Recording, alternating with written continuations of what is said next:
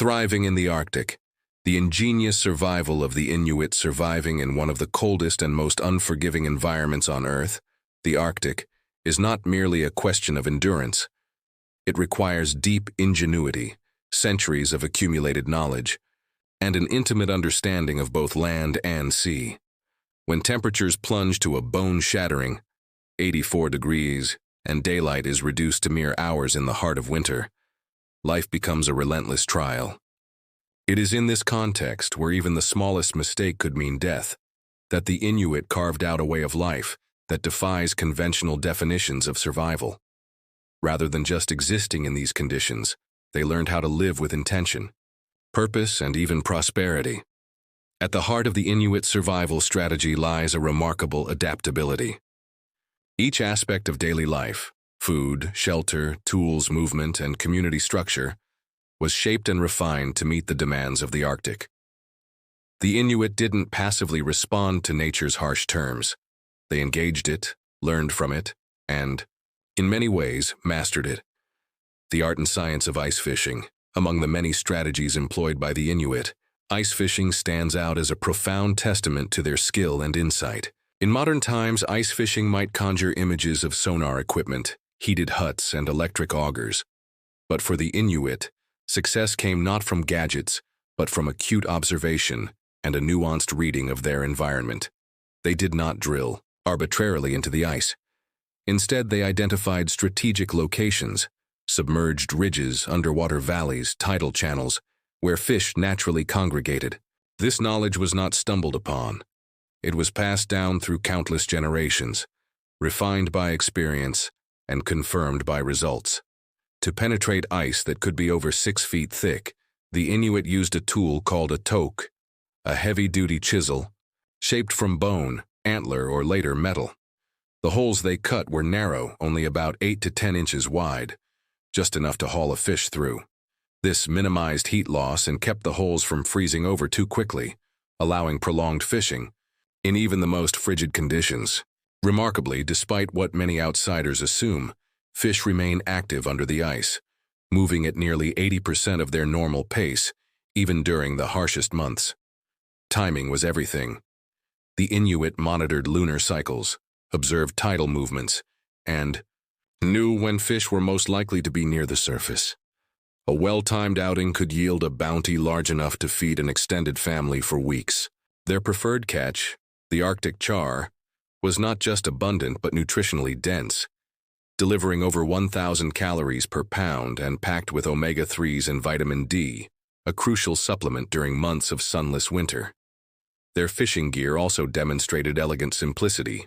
Hooks were carved from ivory or animal bone and designed in a style called a gorge, a barbless hook that pivoted inside the fish's throat, making escape almost impossible. These tools didn't rust, were easy to reproduce, and could last for generations if properly maintained. Fishing was rarely done alone. While one group managed the holes, others rested or prepared food in nearby shelters, all while maintaining a careful rotation. Success was a communal achievement, not an individual one. Preservation, extending life through innovation. Catching food was only the first half of the survival equation. In an environment where resources were scarce and hunting success could never be guaranteed, preserving what had been caught or hunted was just as critical. But even this came with its own challenges. While Arctic temperatures acted as a natural refrigerator, the cold could be unpredictable, and one unexpected thaw could spoil carefully stored supplies. Then there were the polar bears, towering, intelligent predators with an extraordinary sense of smell, capable of sniffing out a meat cache from miles away. To safeguard their food, the Inuit developed advanced preservation techniques. One of the most ingenious was igunak, a method of fermenting walrus meat. After a successful hunt, thick cuts were sealed in airtight pouches made from seal skin, then buried under rocks and left to ferment slowly. Though the process took months and produced a potent smell, the result was a nutrient-rich, long-lasting food source that could sustain a family during the leanest stretches of winter. They also dried fish, cured meat into jerky, and stored fish eggs and berries in seal oil, which acted as both a preservative and a nutritional supplement. Meat was sliced thin, strung up, and left to cure in the wind, effectively packing more energy into a lighter, portable form. This was vital for long journeys or sudden relocations due to weather or animal migration. Preservation, much like hunting, was a communal effort. Families worked together to prepare, store, and protect their food. Decisions on where to keep caches were made strategically, far from the reach of bears, but accessible in times of need. Hunting as precision craft beyond fishing, hunting offered some of the most vital resources: meat, blubber, bone, sinew, and hide. A single caribou could yield up to 150 pounds of meat, enough to feed several families. Yet these animals were not easily caught. With limited daylight and vast, featureless snowfields, tracking caribou demanded a level of attention and skill that bordered on the artistic. The Inuit didn't use GPS or drones. Instead, they read the snow like a scroll. A shallow indentation, a bent twig, or a trail of disturbed moss told them where the animals had passed, how many there were, how long ago they had moved, and in what direction they were headed. Their knowledge of animal behavior was encyclopedic. They knew where caribou would dig for lichen beneath the snow, how wind direction could guide a herd, and what seasonal shifts might affect migration. For smaller game like the Arctic fox, they laid trap lines, up to 30 in a single run, baited with frozen seal meat and checked daily. Even birds like the ptarmigan, camouflaged in their snow-white plumage, were fair game. The Inuit had trained their senses to detect the barely visible breathing holes these birds left in snowdrifts at night, allowing them to be caught using finely woven nets or snares. Transporting heavy hauls of meat across vast icy terrain required engineering marvels. The kamutik, or sled, was built from driftwood and bones, lashed together with sinew. These sleds were incredibly strong yet flexible, able to glide over snow without cracking under pressure. Because they used no metal, they could be repaired on the spot using whatever materials were available. No part of the animal was wasted. Hides became clothing, sinew was turned into thread, blubber was burned for heat and light, and even bones became tools or structural supports. Seal hunting. Mastering the ice among all prey, the seal held special importance. Its meat was dense with protein, its blubber an unparalleled source of energy, and its hide waterproof, ideal for clothing and shelter covers. Hunting seals required extraordinary patience and a deep understanding of sea ice. Seals breathed through tiny holes in the frozen surface, often no larger than a dinner plate, hidden under snow and invisible to the untrained eye. The Inuit, however, could identify them by the faintest signs: a mound of snow, a hairline crack, or the shimmer of warm air. Once a breathing hole was located, a hunter might wait motionless for hours, exposed to the brutal cold, eyes fixed on a strip of polar bear fur placed near the opening. The seal's warm breath would make the fur quiver, a signal that the moment had come. Their harpoon, or euner, featured a detachable head connected by sinew. Once embedded in the seal, the head toggled to secure it from slipping away, while the wooden shaft floated, marking the location in case of retrieval difficulties. Seal meat offered over 1,200 calories per pound. Its blubber? More than 4,000 calories. In a place where a person could burn 6,000 calories a day just to stay warm, this was liquid survival.